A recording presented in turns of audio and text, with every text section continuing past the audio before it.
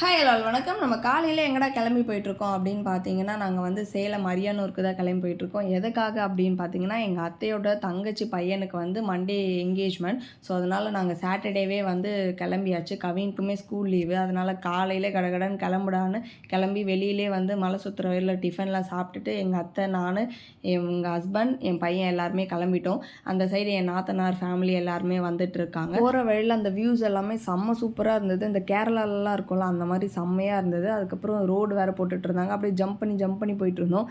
கவினுமே வந்து நல்லா ஜாலியாக என்ஜாய் பண்ணிட்டு போயிட்டு இருந்தார். ஒரேடியாக மதியம் லஞ்சுக்கு வந்து அங்கே போய் ரீச் ஆயாச்சு. நல்லா சாப்பிட்டு இந்த வியூ வந்து செம்ம அழகாக இருந்தது. ஒரு குட்டி தூக்கம் போட்டு எழுந்தாச்சு. எழுந்ததுக்கப்புறம் மொட்டை மாடியில் போய் இவரெல்லாம் கொஞ்சம் சுற்றி பார்த்துட்டு இருந்தான். அங்கே ஒரு பெரிய மலை இருந்தது. அந்த மலைக்கு மேலே நைட் ஆனால் லைட் எரியும். அங்கே ஏதோ ஒரு கோவில் இருக்குதுன்னு நினைக்கிறேன். ஆனால் செம்ம பெரிய மலை. அதுக்கப்புறம் கொஞ்சம் எழுந்ததுக்கப்புறம் ஈவினிங் நான், என் ஹஸ்பண்ட், என் பையன் 3 பேரும் 2 வீலரில் போய் அங்கே கிட்டக்க அடிவாரத்தில் என்ன இருக்குது அப்படின்னு பார்க்கலான்ட்டு ஒரு ட்ரிப் கிளம்பினோம். பட் ஆனால் அந்த சைடில் வந்து 2 ரோடு பிரிஞ்சுது. அந்த 2 சைடில் ஒரு பக்கம் சுற்றிட்டு போனால் அங்கே ஏதோ ஒரு ஆஞ்சநேயர் கோயில் எங்கேயுமே இல்லாத ஹைட்டில் அங்கே தான் ஹைட்டாக இருக்கும் அப்படின்ற மாதிரி சொன்னாங்க. பட் ஆனால் நாங்கள் போய் பார்க்கவே இல்லை. அதுக்கப்புறம் இன்னொரு சைடு வந்து ஏதோ ஒரு வழி போயிட்டு இருந்தது. ஓகே, பட் ஆனால் இந்த ரோடெலாம் வந்து கொஞ்சம் இருட்டாக எங்களுக்கு பயமாக இருந்தது.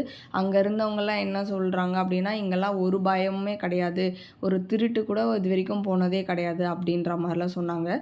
நிஜமாகவே அது ரொம்ப பெரிய ஆச்சரியமாக இருக்குது. இந்த காலத்தில் ஒரு பொருள் கூட யாரும் திருடாமல் எந்த ஒரு பயமும் இல்லாமல் இருக்காங்க அப்படிங்கிறது. பீஸ்ஃபுல்லாக எல்லா மக்களுமே நம்ம முன்னாடி ஸ்டேஜில் அப்படி தானே இருந்தோம். பட் இப்போ தான் எல்லாத்துக்குமே பயந்துக்கிட்டு நம்ம வாழ்ந்துட்டுருக்கோம். கவின்மே வந்து அங்கே செம்ம ஜாலியாக விளையாடிட்டே இருந்தான். இந்த கோழி கூடலாம் விளையாடிட்டு ஜாலியாக ஹாப்பியாக இருந்தான். திடீர்னு ஈவினிங் கொஞ்சம் மழை பெஞ்சுது. மழை பெஞ்சு விட்டதுக்கப்புறமா தட்டு வரிசைக்கு தேவையான பொருள் நான், எங்கள் அத்தை, எங்கள் சின்ன அத்தை, கல்யாண மாப்பிள்ளை எல்லாருமே போய் வந்து கொஞ்சம் ஷாப்பிங் பண்ணிட்டு வந்தோம். அந்த நைட் வியூவுமே செம்ம அழகாக இருந்தது. நாங்கள் எப்படிலாம் அந்த தட்டு வரிசை பேக் பண்ணோம், என்னெல்லாம் நடந்துச்சு என்கேஜ்மெண்ட்டில் அப்படிங்கிறது நெக்ஸ்ட் வீடியோ வருது. கண்டிப்பாக பாருங்கள். பாய்.